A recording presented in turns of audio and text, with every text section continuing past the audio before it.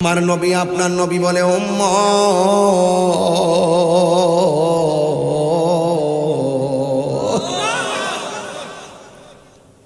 উম্মত রে ও উম্মত, কবর ভিতরে এমন সাপ পাইব, সেই সাপের দৈর্ঘ্য হলো 450 কিলোমিটার লম্বা। এই সাপের গায়ের মধ্যে দুর্গন্ধ থাকবে। কেমনে এই দুর্গন্ধ আমরা সহ্য করব? আমার পক্ষে সম্ভব না। এই জন্য আমার নবী আপনার নবী বলেন, আমার আল্লাহ বলেন, মান الرسول فخذوه وما نهاكم عنه فانتهوا। আমি আল্লাহর পক্ষ থেকে, আমার নবী বলেন, আমার আল্লাহ বলেন, আমার পক্ষ থেকে আমার বন্ধু যা কিছু তোমাদের জন্য কল্যাণ করে নিয়ে এসেছেন তা তোমরা গ্রহণ করবা, আর যা থেকে নিষেধ করেছেন তা থেকে তোমরা দূরে থাকবা। আল্লাহর হাবিব বলেন, আমি একদিন ওই আল্লাহর হাবিব কি বলে জানেন? ওই কবরের ভিতরে যদি ইমানদার হয়ে যাইতে পারো, এ আমার গঙ্গানগরের বাবা, জবানটা খুলে কোন আমরা কি ইমানদার না বেঈমান? আর জোরে কোন না ইমানদার না বেঈমান? আমরা ইমানদার হইয়া যদি কবরে যাইতে পারি, ওই কবরের ভিতরে আমার আল্লাহ জান্নাতের একটা বিছানা বিছাইয়া দিব, এমন সুন্দর গালিচা বিছাইয়া দিব, ওই গালিচার মধ্যে এমনি আমরা ঘুমাইয়া যাব। এই মুহূর্তে একটা খাট আনলে শুইলে কি ঘুমাইবো? এটা গৈরান লাগতো না? ইমানদারের বেহেশতের বিছানা দিব, দিলে কি ঘুমাই যাবো গা? না, একটু গৈর দিব, গৈর এমনি দিব। ও কই আসলাম রে, আর কই আইছি রে, সুবহানাল্লাহ কইরা রে। এরপরে এমনি ডাইনে একটা কাইতি রে, ও হারাম হই রে।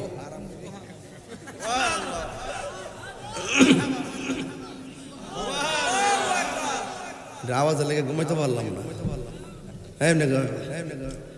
ঘুমের ঘরে রাখবো, ডাইন পাশে একটা নূরের বাতি দাও, সুন্দর করে ঝলমল করতেছে। সুবহানাল্লাহ কয়টা কেন রে? আরো তিনবার করে আল্লাহু আকবার। এই কবরের ভিতরে জান্নাতের বিছানা পাঠাইছে কে? আল্লাহ যখন পাঠাইছে, ইমানদার ডাক দিয়া বলবে, আলো। কি ডাক দিবে? আরো জোরে, এ আলো। ডাইনে বেড়া, বামে বেড়া, উপরে বাঁশ, নিচে মাটি। তুমি কোথায় থেকে আমার কবরের মধ্যে ঢুকলা? কে ঢুকাইছে? আমার আল্লাহ ঢুকাইছে। আমি দুনিয়ার চাঁদের আলো না, আমি সূর্যের আলো না, আমি হইলাম তোমার দুনিয়ার নেক আমল। ওয়াবাশশিরিল্লাযীনা আমানু ওয়া আমিলুস সালিহাতি আন্না লাহুম জান্নাতিন তাজরি মিন তাহতিহাল আনহার।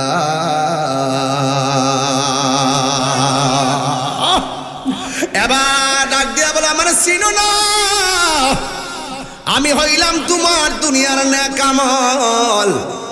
আবার ডান কাত দিকে, আবার বাম কাতে যাই, এমনি ঘুমাইবো। এদিকে এমনি ঘুমাইবো। কি খবর? এমনি যখন ঘুমাইব দেখবে আর একটা নূরের বাতি জল জল জল জল করতেছে।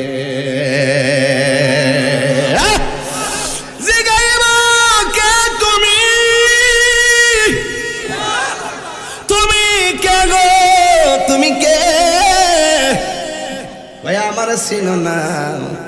আমি হইলাম তোমার দুনিয়ার কোরআন তেলাওয়াত।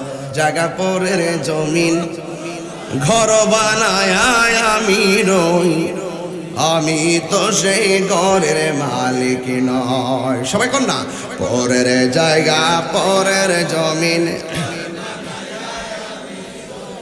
আমি তো সে ঘরের মালিক নয়। সেই ঘরখানা যার জমিদারি, আমি পাই না তাহার হুকুম জারি। সেই ঘরখানা যার, আমি পাই না তাহার হুকুম জারি। আমি পাই না জমিদারের দেখা, আমি পাই না জমিদারের দেখা মনের দুঃখ কারে কই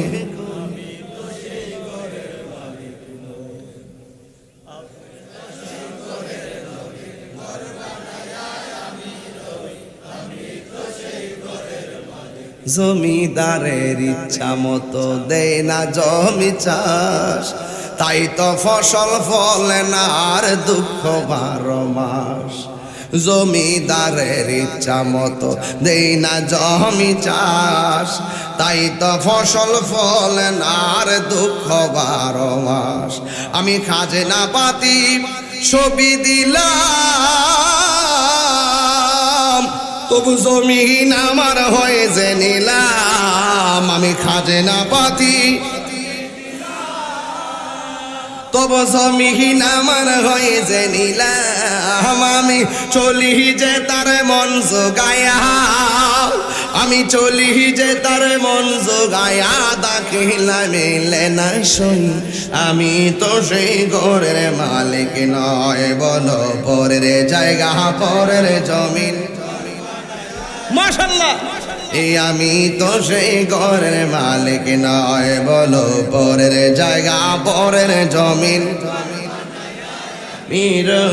আমি তো সেই ঘরের মালিক নয় একটা কষ্ট আপনাদের একটা জবান বন্ধ রাখবেন না মহব্বতে মায়ার সুরে বলো সুবহানাল্লাহ এই পোলাপান মোবাইলে আর কি গল্প চলবে রাতের বেলা সারা রাত জায়গা গিয়ে আড্ডা মারা চলবে আজকে থেকে ওয়াদা করা লাগবে নিঃশ্বাসের কোনো বিশ্বাস নাই যে কোনো মুহূর্তে মরে যেতে হবে কবরে গিয়ে একদিন থাকবো 2 দিন থাকবো 1 বছর থাকবো 100 বছর থাকবো 500 বছর বইরা থাকবো আমার জন্য পৃথিবীর কোনো কাজ থেমে থাকবে না কেডা কইছে আমি গেলে কাম বন্ধ থাকবো কেডা কইছে আমি গেলে কাজ বন্ধ থাকবে মিথ্যা কথা আমি গেলে একটা কাজ বন্ধ থাকবে না এতে কাফে বসতে বললে কে আমার গরু আছে আরে ভাই মরে গেলে গরু রাখেন না মানুষের অভাব হবে না দুধ বেচিন না মানুষের অভাব হবে না তুমি মারা গেলে একটা কাজ তোমার জন্য আটকায়া থাকবে না ব্যাংকের অ্যাকাউন্ট থেকে দইরা পাসওয়ার্ড কেউ জানে না এইগুলা দেখবা সচল হয়ে যাবে কেমনি হইবে টেরও পাইবা না কিন্তু কবর গেলে তোমার কবরের কষ্টের ভাগ আর পৃথিবীর কেউ নিবে না আল্লাহর হাবিব বলেন আমি মেরাজের মধ্যে গিয়েছি মেরাজ যাওয়ার সময় আমার আল্লাহ আমারে 3টা আযাব বড় ভয়ঙ্কর দেখাইছে বন্ধুরে আমার 3টা আযাবের ভিতরে প্রথম আযাবটা হলো ডান পাশের মাটি এক প্রান্তে যায় বাম পাশের মাটি আরেক প্রান্তে যাইয়া এমন জোরে তোমার চাপা মারবে তোমার হাড্ডিগুলা টিস্যুর মতন গোড়া বানাইয়া ফেলাইব কিন্তু তোমার কান্নার আওয়াজ পৃথিবীর কেউ শুনবে না আমার নবী আপনার নবী বলেন 2 নম্বর কবর আযাব হলো এই কবর ভিতরে জাহান্নামের আগুন ধরে দেওয়া হবে এই জন্যই তো আমার নবী একদিন আনসারীর জানাজা পড়তে গেছে তাইয়া দেখে কবরটা পুরো এখনো শেষ হয় নাই আমার নবী লাঠি মুবারকটা মাটির মধ্যে গাইরা আসমানের দিকে তাকাইয়া সাহাবায়ে কেরামরা ডাক দিয়া বলে সাহাবীরা তাড়াতাড়ি তোমরা আল্লাহর কাছে কবর আযাব দিকে প্রার্থনা চাও কারণ আমি মেরাজে যাইয়া দেখেছি সবচাইতে কঠিন আযাব হলো কবরের আযাব এই কবর যে ধরা খাইয়া যাইবো হাসরের ময়দানে সে ধরা খাইয়া যাইব এই কবর থেকে যে বাচ্চা যাইব হাসরের ময়দানে কোনের লাগাল পাইব এই জন্য আমার নবী আপনার নবী বলেন আমি দেখছি কবর ভিতরে জাহান্নামের আগুনের হাওয়া ঢুকাইয়া দেওয়া হবে যে এই জাহান্নামের আগুনের হাওয়াটা হলো দুনিয়ার আগুন চাইতে আরো 70 গুণ গরম এমন ভাবে জাহান্নামের আগুন দাউ দাউ করে কবরে জ্বলবে ও শালদা নদীর বাবা ও গঙ্গানগরে গুরুস্থানে যারা আছে ওরা কেমনে কান্দে জানোনি ওরা গুরুস্থানের মধ্যে কাঁদতেছে বাঁচাও আর পারি না আমাকে বাঁচাও এইভাবে কাঁদতেছে কিন্তু কেউ খবর পায় না আরে ঘরের মধ্যে আগুন লাগলে ব্রাহ্মণপাড়া থেকে ফায়ার সার্ভিস আইসা আগুন নিবাইব কিন্তু তোমার বাবার কবরে যে জাহান্নামের আগুন দাউ দাউ করে জ্বলতেছে আমরা উপর থেকে দেখার ক্ষমতা নাই বাঁচাইবার কোনো ক্ষমতা নাই এই জন্য আমার যুবক নিজের কবরে নিজেই থাকতে হবে এই দুনিয়ার কেউ কারো আপন হবে না কথা বলেন ঠিক কিনা এই জন্য আমার যুবকদের দিকটা বড় ভালো লাগতেছে। আজকে একটা যুবকের মুখের মধ্যে কোনো হাসি নাই, কোনো ফাত্রামি নাই, তাদের অন্তরের ভিতরে মরণের ভয় ঢুকে গেছে। আমার নবী আপনার নবী বলে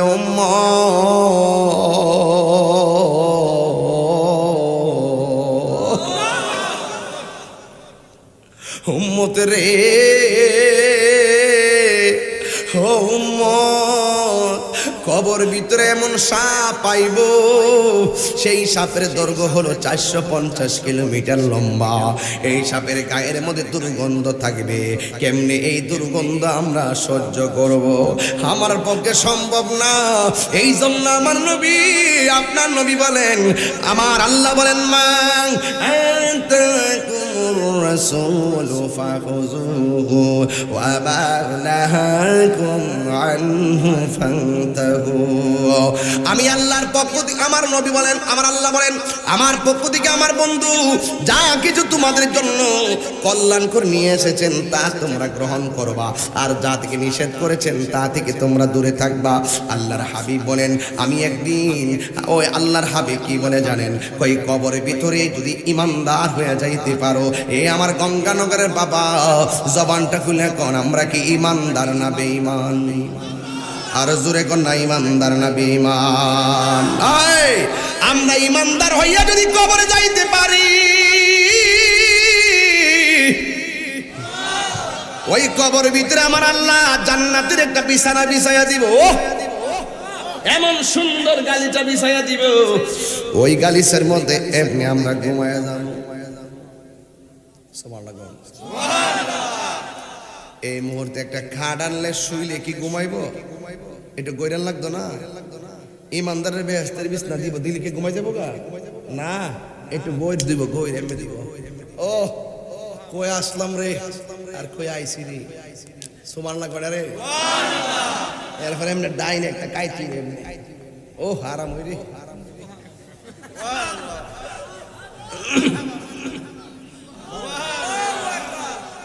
আওয়াজ লেগে ঘুমাইতে পারলাম না। ঘুমের ঘরে রাখবো, ডাইন পাশে একটা নূরের বাতি দাও, সুন্দর করে ঝলমল করতেছে। সুবহানাল্লাহ কয়টা কেন রে? আরো 3 বার করে আল্লাহু আকবার। এই কবরের ভিতরে জান্নাতের বিছানা পাঠাইছে কে? আল্লাহ যখন পাঠাইছে, ইমানদার ডাক দিয়া বলবে, আলো। কি ডাক দিবে? আরো জোরে, এ আলো। ডাইনে বেড়া, বামে বেড়া, উপরে বাঁশ, নিচে মাটি। তুমি কোথায় থেকে আমার কবরের মধ্যে ঢুকলা? কে ঢুকাইছে? আমার আল্লাহ ঢুকাইছে। আমি দুনিয়ার চাঁদের আলো না, আমি সূর্যের আলো না, আমি হইলাম তোমার দুনিয়ার নেক আমল। ওয়াবাশশিরিল্লাযীনা আমানু ওয়া আমিলুস সালিহাতি আন্না লাহুম জান্নাতিন তাজরি মিন তাহতিহাল আনহার। এবার ডাক দিয়া বলে, আমার চিনো না? আমি হইলাম তোমার দুনিয়ার নেক আমল। আবার ডান কাত দিকে, আবার বাম কাতে যাই, এমনি ঘুমাইবো। এদিকে এমনি ঘুমাইবো। কি খবর? এমনি যখন ঘুমাইব দেখবে আর একটা নূরের বাতি জল জল জল জল করতেছে।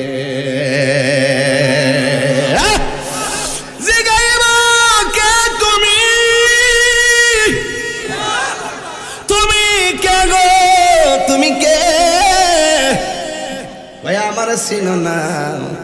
আমি হইলাম তোমার দুনিয়ার কোরআন তেলাওয়াত। সুবহানাল্লাযী আসরা বিআবদিহি লাইলাম মিনাল মাসজিদিল হারাম ইলাল মাসজিদিল আকসা মিনাল মাসজিদিল হারাম ইলাল মাসজিদিল আকসা আল্লাযী বারাকনা হাওলাহু লিনুরিয়াহু মিন আয়াতিনা ইন্নাহু হুয়াস সামিউল বাসীর। ওয়া আতাইনা মূসাল কিতাবা ওয়া জাআলনাহু হুদান লিন-নাবিয়্যি বানি ইসরাঈলা আল্লা তাত্তাখিযু মিন দুনি ওয়াকিলা যুররিয়াতাম মান হামালনা মা নূহ ইন্নাহু কানা আবদান শাকুরা। আমার চিনো না, আমি হইলাম তোমার দুনিয়ার কোরআন তেলাওয়াত। সুবহানাল্লাহ। وقالت اليهود والنصارى نحن أبناء الله وأحباؤه قل فلم يعذبكم بذنوبكم بل أنتم بشر ممن خلق يغفر لمن يشاء ويعذب من يشاء ولله ملك السماوات والأرض وما بينهما وإليه المصير. وكذلك أنزلنا إليك الكتاب فالذين آتيناهم الكتاب يؤمنون به ومن هؤلاء من يؤمن به وما يجهد بآياتنا إلا الكافرون. আরে কি রে পড়ছি জানো নি?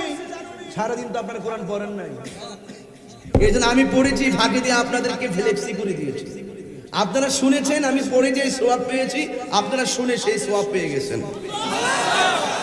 কষ্ট হইছে আপনাদের?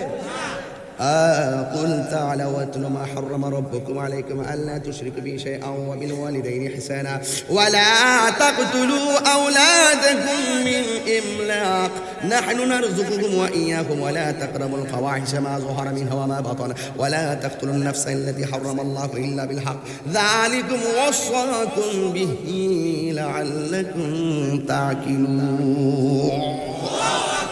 আমি হাফেজ নাই জন্য ফেসলাকে জায়গা আবার ভুল ধরেন না আমারে, আমি আগে স্বীকার করি আমি ভুল করতাম পারি, আমার ভুল হইলে আমার দৈরাই দিয়েন। আমি কোরআনে হাফেজ না, হাফেজ হইল তো বাপ ডাইলাম হইলে।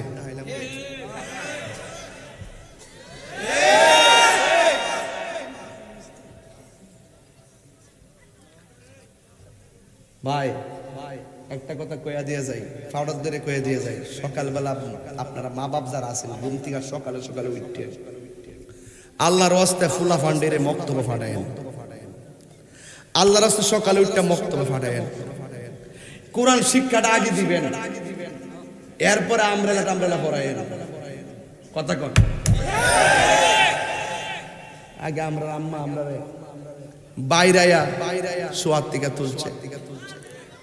তুলছি নিও, এরপরে তো উড়ি না, তিনটা ডাক দিছে, একবার দিছে তেমনি গেছি উঠতে আসি তো, এরপরে জিংলাটা কইরি কইছে বলতে ফালতু উঠিয়েছি গা উঠটা ফাউডি ভালো করে ফাত্তামও পারি নাকি আগের দিন যে বিকালে খেলছি ফাউডি বেদনা হতেছে না, দূরছি যে ফাউডি বেদনা করে না, হঠাৎ করে সকাল উঠলে ফাউডি ধরে না ও হাত মা পরে ফাহালের গোড়ার যায়, ফাহাল মানে সোলার কি, সোলার গোড়ার মধ্যে গিয়া বইছি, বইয়া সোলার যে কালিটি আছে না জিবা লাগায়া এমনি কালিটা লাগায়া এমনি নিতে হচ্ছে আমাদের সোরা পড়ছে।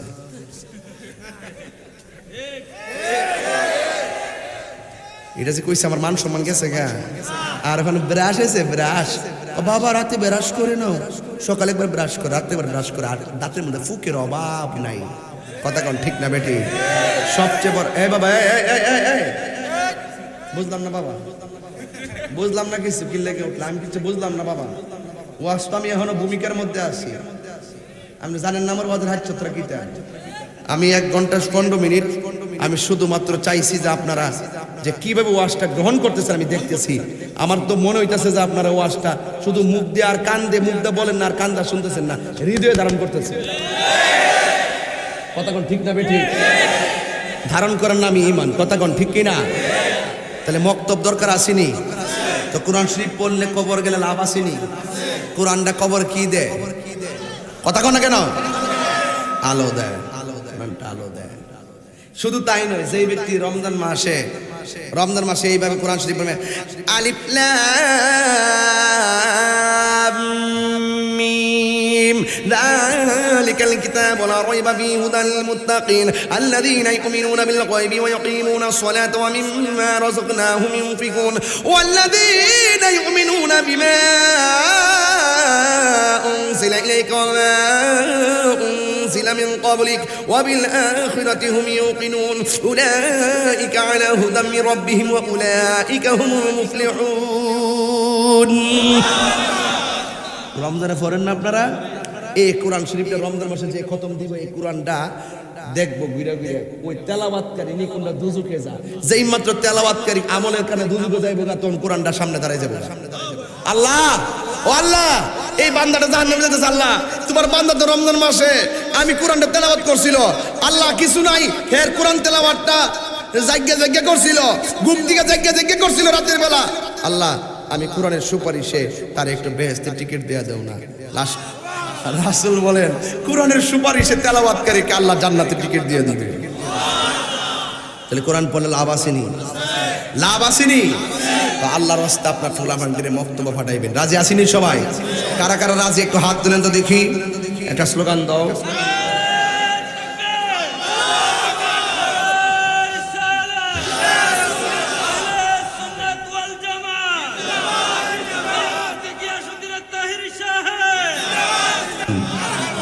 এখানে একটা গজলের বই আছে, পারলে 50 টাকা নিয়ে যান, আমার মুরিদি বিক্রি করে। এই যুবক শোনেন, আচ্ছা এই কোরআনের ভিতরে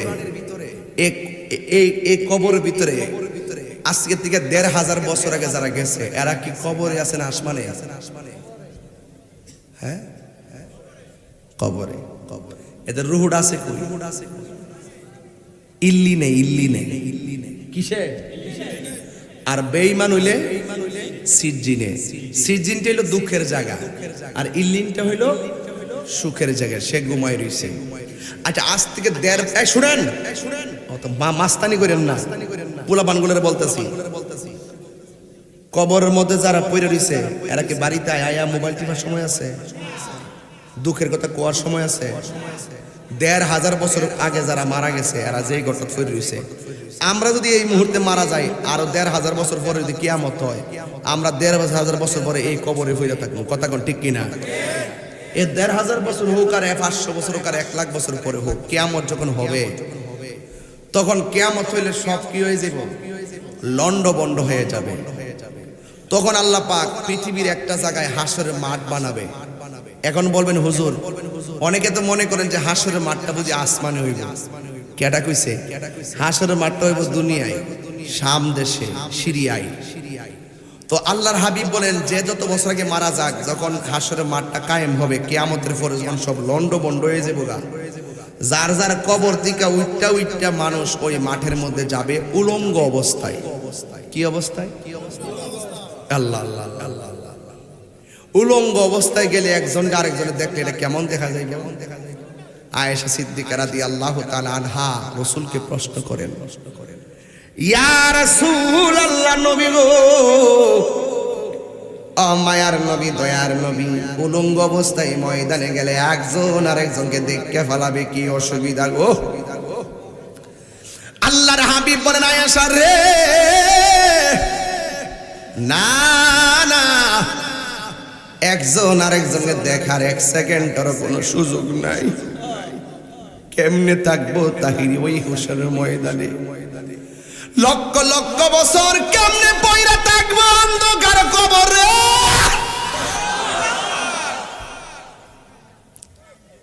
আরে সুখী থাকলে তো ঘুমাইতাম, দুঃখী থাকলে কি অবস্থা হবে আমার গঙ্গানগরের বাবাজিরার?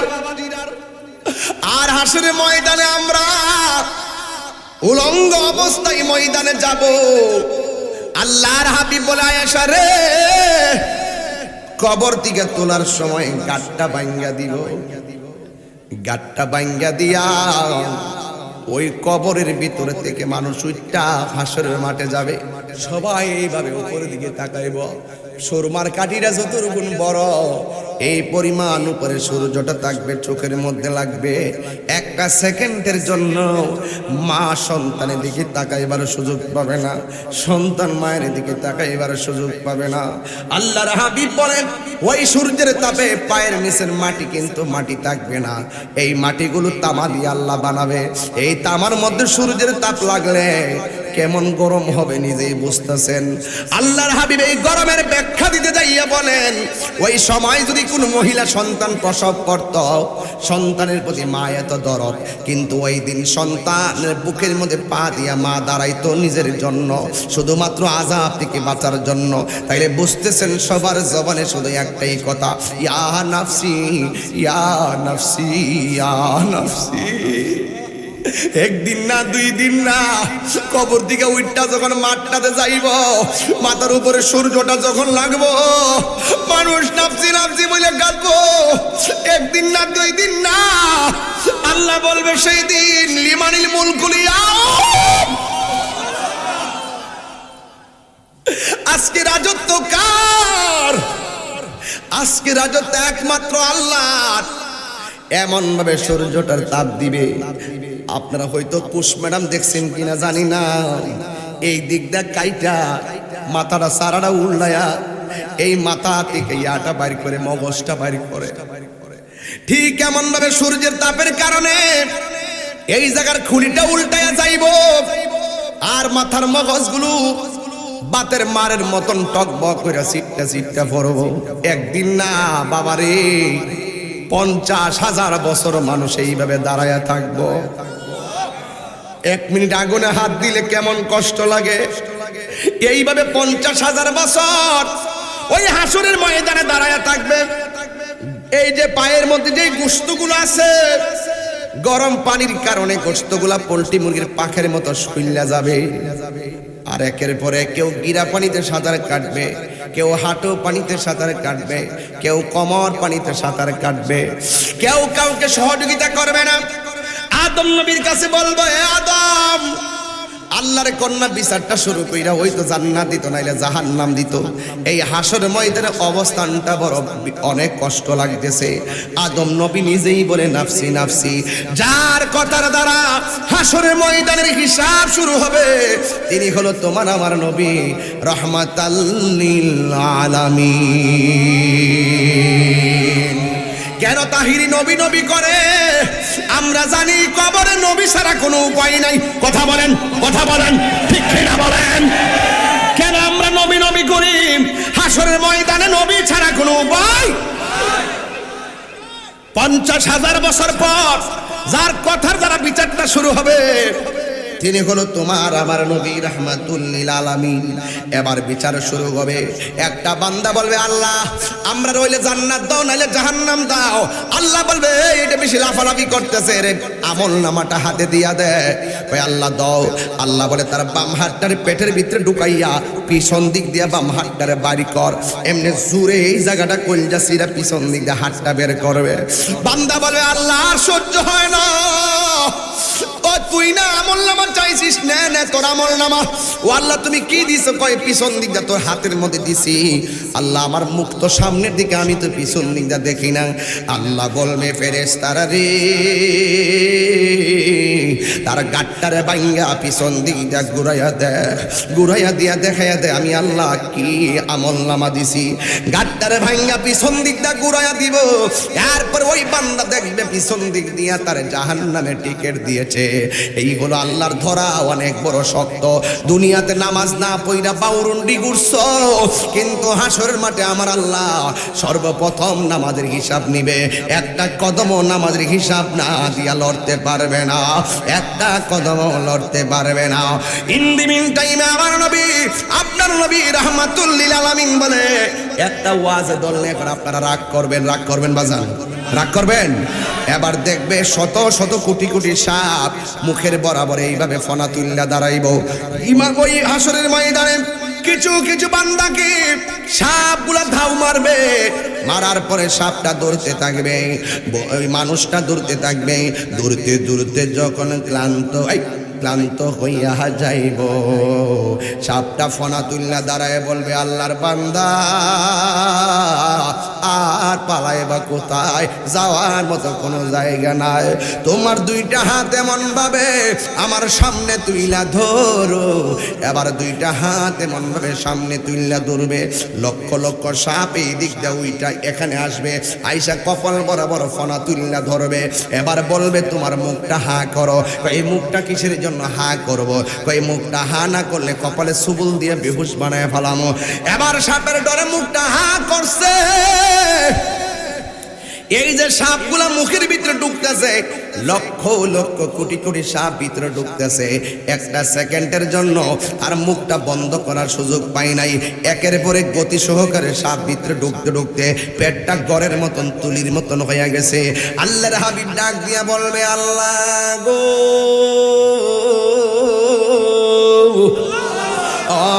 আমার আল্লাহ, এরা কে গো? এমন ভাবে তাদের ভিতরে কেন সাপ ঢুকতেছে? এই সাপগুলা এমন ভাবে সুবল মারতেছে পেটের ভিতরে, আর কান্নার কামানে জাহান্নামীর অতিষ্ঠ হয়ে গেছে। আল্লাহর হাবিব তো উম্মতের দরদি, জিজ্ঞাসা করে, আল্লাহ গো, এদের এই শাস্তি কেন কইতেছে গো আল্লাহ?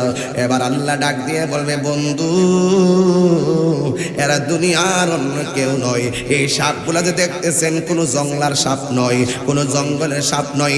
এরা দুনিয়াতে যাইয়া যতটা টাকা ঘুষ খাইছে, যতটা টাকা সুদ খাইছে, যতটা টাকা হারাম খাইছে, এই হারাম টাকাগুলাকে আমি সাপে পরিণত করছি। এই সাপগুলো এখন তাদেরকে দংশন করতেছে। এই জন্য আমার এই শালদা নদীর বাবা, গঙ্গানগরের বাবা, ও শশীদলের বাবা, ও মানরার বাবা, একটা কথা বইলা দিয়া যায়, জীবনে কোনোদিন সুদ খায়েন না, জীবনে কোনোদিন ঘুষ খায়েন না। আরে সুদের টাকা রুজি কইরা 8 প্রকার আইটেম দিয়ে খাওয়ার চাইতে দরকার হয় 10 টাকা দিয়া সুদ কিয়াই না ভর্তা কইরা ভাত খামো, এটার ভিতরেও শান্তি আছে না নাই? হেলাই হেলাই কার্য নষ্ট রে, কইতাম নি বাজান? ওই যে আমি যে কইছি একটু করে রাগ করবো, অনেকে আবার রাগ করে বাজান। রাস্তা যে খারাপ আমার যাইতো দিবনি, আবার দৈরালা আমারে, আমার লোকে পারবো, আবার আছে না মোটামুটি? বুঝ জালো আল্লাহ আসিনিও, হকের পক্ষে কেডা আছে? আমি কি বাইতে হলা লইছি, পিস্তল লইছি, এরপরে তো পাওয়ার কেমনে? ওই যে যার কেউ নাই তার কে আছে? হেলাই হেলাই কার, তোর কি মন খারাপ? ধাক্কা দিয়ে এটা মাংসে, আচ্ছা আচ্ছা বাদ দে, বাংলা মাংস, ওই যে বাঙ্গালিস, ওই যে কইতে কইতে বাঙ্গালিস, আমার গাড়ির লাইটটি বাঙ্গালিস কাটা জানে। আচ্ছা খেয়ে ভাঙছে, আমার হয়তো গাড়ির লাইট 2টা ভাঙছে। আমাদের এলাকার কথা আমার মন থাকবো, আমরা আমার গাড়িটা যে সিকিউরিটি দিতে পারলেন না, কষ্ট পাইলাম। যে করছে তথ্য নও, তথ্য নও, যাক একটা ভাঙছে না, 2টা ভাঙছে, একটা ঠিক করছো। আচ্ছা যাক, কথাটা কইসলাম আর ভাঙছে, তাহলে লাভ রইল কি? না, আমার কিন্তু আবার ধৈর্য বেশি, আমার কিন্তু আবার ধৈর্য বেশি। সুৎকরের বিরুদ্ধে কইটা সিটিকা ভাঙছে না, কিছু অমানুষ আছে, এটি কিন্তু এই অমানুষটির কারণে এলাকার বদনাম। যারা আমার গ্লাস ভাঙছে এরা কিন্তু গরু চোর, এরা কিন্তু গাঞ্জা খোর, কথা কস্তা কি লেগে, এরা গাঞ্জুটিয়া, এরা বাবাখোর, ইয়াবাখোর, ফেন্সিখোর, হারামখোর, ঠিক কিনা ক? আল্লাহর রাস্তা আনোয়ার, তোর খবর আছে নাইলে দেখ কাটা কিতা করছে। এই সাহসটা কিন্তু 8 বছরের মধ্যে সুযোগটা পাইছে না। আগে ভাঙছে 23 বার, মাফ করে দিছি, কিন্তু এখন যদি না রাগ, আমি রাগ করি না। এরা ভাঙছে, এরা ভাঙছে, এরা ধর্মে ধরছে ভাঙছে। এরা যদি বাপ মার কথা শুনতো, এই অভদ্র কাজ করতো না। এই কুলাঙ্গারদের কারণে বাপ মার বদনাম, কথা কন ঠিক না বেটে? আল্লাহ হেদায়েত করুক, আল্লাহ এরা 10 টাকার মালিক বানাই দোক, আর ওই গাড়িটা যে গাড়িতে চলবো এটা লয়ে হালো ফিরে মরুক।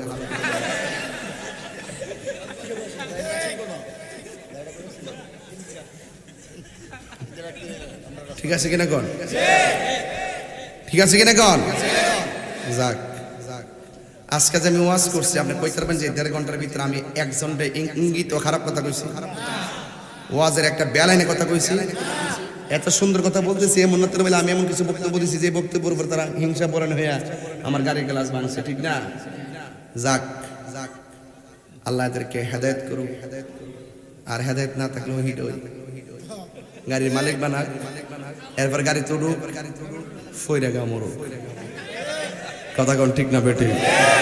হেলাই হেলাই কার্য নষ্ট রে, পুরুষ নষ্ট হাটে, খারাপ রাস্তায় গাড়ি নষ্ট, নারী নষ্ট ফুসকুনির খোলা ঘাটে রে। হেলাই হেলাই কার্য নষ্ট রে, 500 রুটে পয়সা নষ্ট, যুবক নষ্ট মদে, কুসমাজে গেরাম নষ্ট, খাদক নষ্ট সুদে। এই কুলাঙ্গাটি লেগে গ্রামের বদনাম হয়।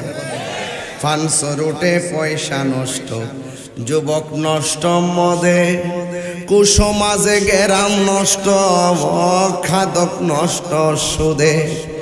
টাউনে গুইরাং ছাত্র নষ্ট, কীটে নষ্ট ফুল, অতি মায়াই বধূ নষ্ট, দোলাই নষ্ট চুল রে। হেলাই হেলাই কার্য নষ্ট রে। ঠিক কি না?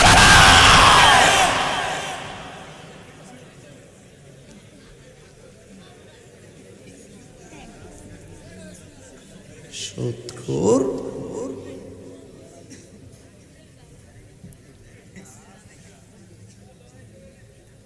অন্ত মেজাজটা পুরা গরম, শরীরে পুরো একটা আগুন জ্বলতেছে। এই সাহস আমার সামনে তো নাই, কিন্তু এইভাবে একটা সুরের মধ্যে কাম করে গেল। অসুবিধা নাই, একটা গেলে আরেকটা আইব, দেওয়ার মালিক কেডাই। 23 বার গাড়ি ভাঙছে, প্রতিশোধ নেয় নাই, আজকে লাইয়া 24 বার হইল। কথা কোন ঠিক কিনা? কয়বার হইল? 24 বার ভাঙছে, কিন্তু অসুবিধা নাই। কিরে হ্যাঁ, আচ্ছা আচ্ছা ঠিক আছে, ওই যে খবরে আছে, তারা তো লোক আছে, লোক ঢুকতেছে, তাহিরি হুজুর কথা বলবে, অটোমেটিক খবর হয়ে যাবে। ও কিন্তু আমি আশা করি আল্লাহ তাকে হেদায়েত করুক, কাজটা সে ভালো করে নাই। কথা বলেন ঠিক কিনা? আমি ব্রাহ্মণবাড়িয়ার পোলাপান, ঠিক কিনা? আমি কি আগে কি কুমিল্লা ব্রাহ্মণবাড়ি এক আসিন না? এক আসিন নি বাজার, এখনো তো কাগজে ত্রিপুরা আছে, আসিনিও পুরান কাগজ ত্রিপুরা লেখা আছে না। এই রোহিঙ্গারা কামনা করলো কি? হ্যাঁ, আর রোহিঙ্গা করলো কি? হ্যাঁ, যাক আল্লাহ হেদায়েত কর, আমিন কর। আরে বাংলা বানিয়েছে তাফলা মানে বুঝছে না, বাদ দেন। ও নাইতাছে হের বাপ। আমার যুবক ভাইরা, এবার আমার নবী আপনার নবী বলেন, হাসরের ময়দানটা বড় ভয়ানক হয়ে যাবে। ওই ময়দানে সুদখোরের শাস্তি আছে না নাই? এই ফুলাফান সবসময় একটা কথা কয়ে যায়, আপনার এলাকার মধ্যে একটা ওয়াজ করতে আমার ডর করে, বাবার ওয়াজ করতে, কারণ এই দিক অনেক ধরনের আসা যাওয়া করে। ঠিক আছে, এই সাইডটা বেশি সুবিধাজনক না। বাবা কি চলবে না বন্ধ হবে? এই আস্তে, বাবা কি চলবে না বন্ধ হবে? তো বন্ধ হইলে একবার বলেন বাবা। হইছে না? বাবা, ইয়াবা, ফেন্সি, গাঞ্জা, সুদ। সুদ তো আপনার এলাকাত নাই। অন বেড়াইতে যেমন সুদ খা, বেড়াইতো খা, বেড়াইতে বলে টেহা লাগা। সারা জীবন শুনছি এরি ক্ষেত লাগা, অন বেড়িয়াই তো টেহা লাগা। কথা কম ঠিক না বেঠে?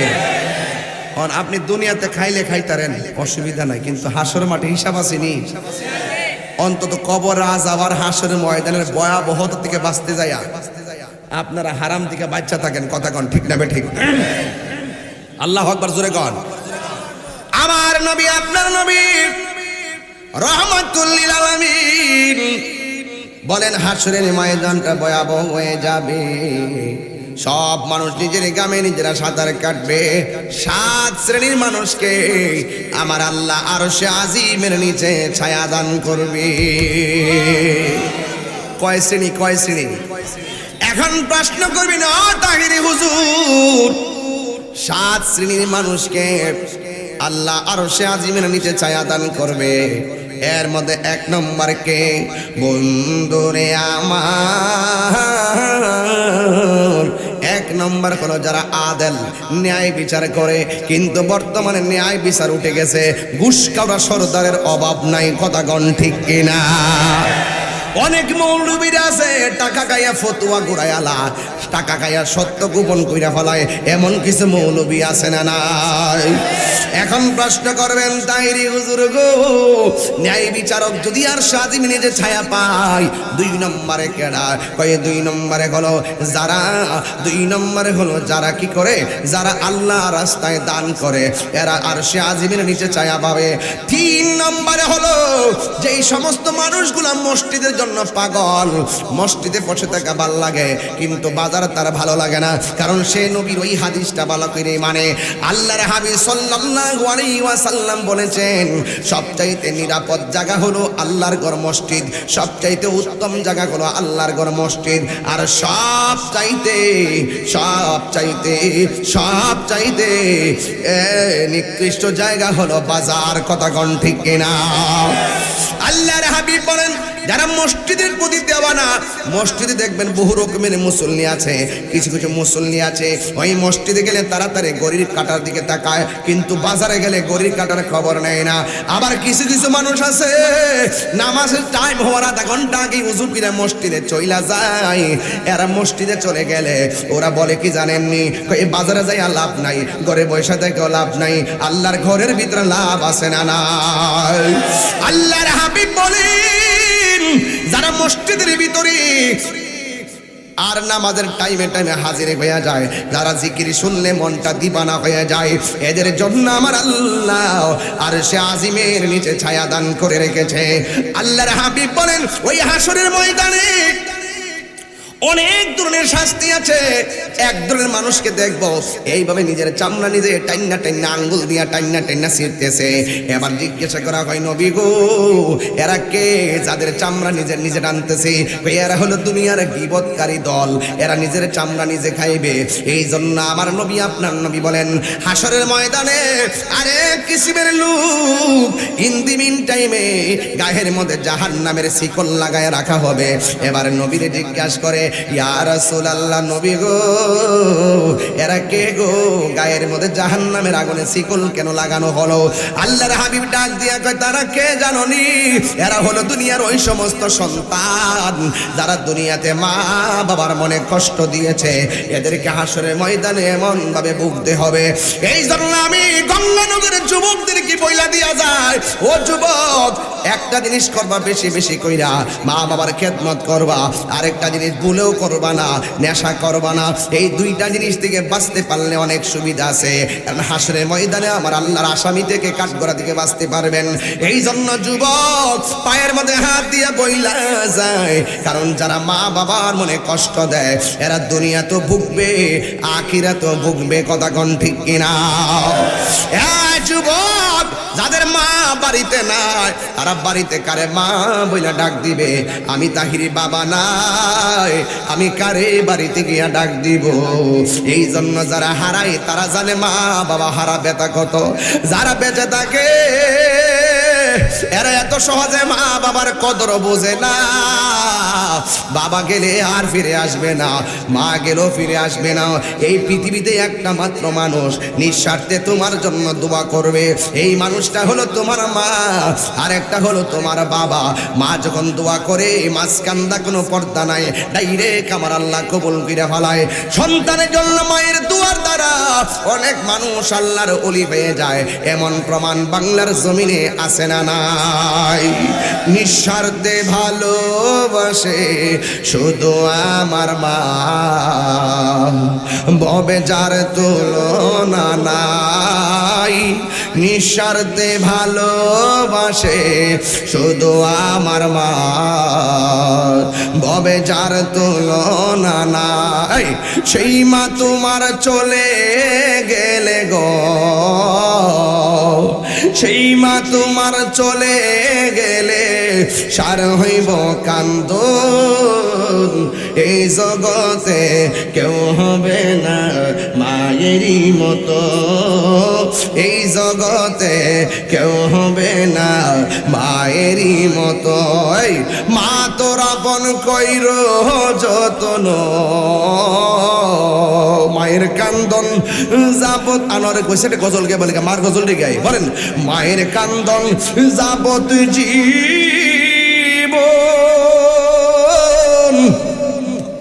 2-4 মাস বোনের কান্দন রে, ওরে ঘরের পরিবারের কান্দন কয়ে কি দিন বড় থাকে না।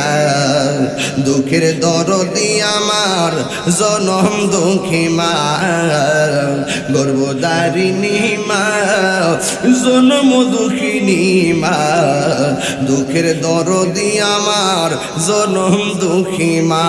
কন্যা কন্যা কত না আমার রাত পোহালো বিষ্ণ গুয়ে মতে, আমার সুগনায় রাখিয়া মায়ে তাকে বিজাতে। কত না মারাত পোহালো বিষ্ণ গুয়ে মতে, আমার সুগনায় রাখিয়া মায়ে তাকে বিজাতে। এই তাহিরি ডাইকা বলে জান্নাত মায়ের পায়ের তোলে গো, ওরে দেখি বুখারী হাদিস স্কুলে করছে নবী ঘোষণা। দুঃখের দরদি আমার জনম দুঃখী মা, গর্ভধারিণী মা, জনম দুঃখিনী মা।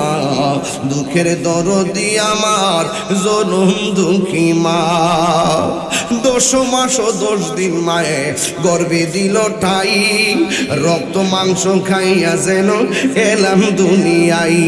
ভূমিষ্ঠ হইয়া আমি উঠিলাম কান্দিয়া, শান্ত করিল মায়ের বুকের দুগ্ধ দিয়া।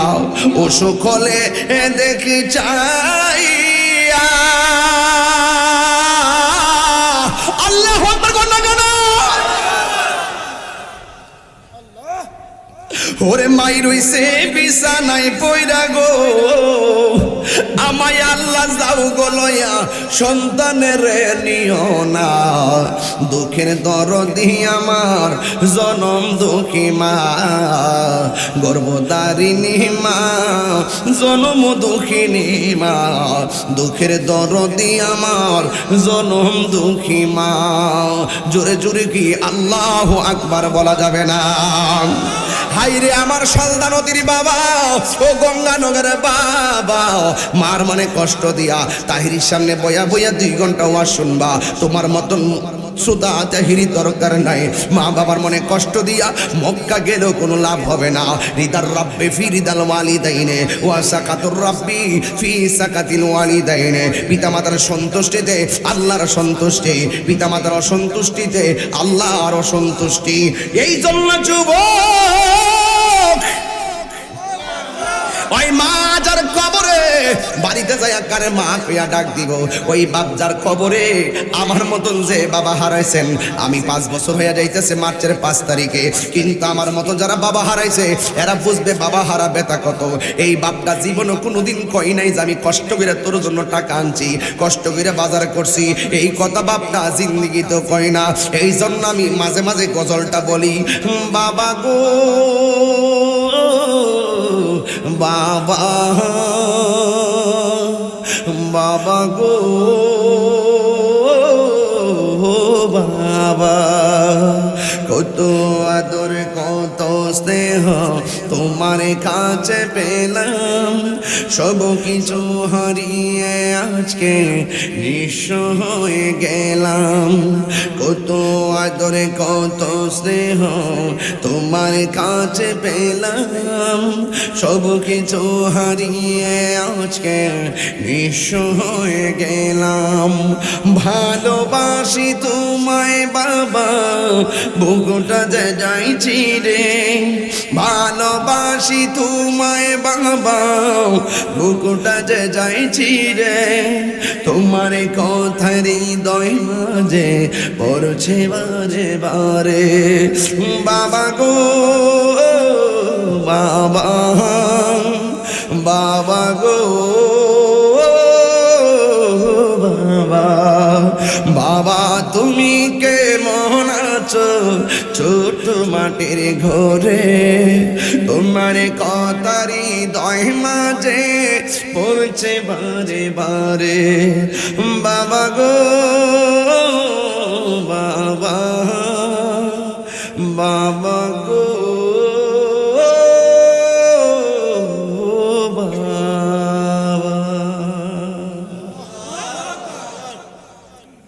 কবর আযাব থেকে বাঁচতে গেলে, হাসরের ময়দানে ভয়াবহ থেকে বাঁচতে গেলে মা বাবার খেদমত দরকার আছে না নাই?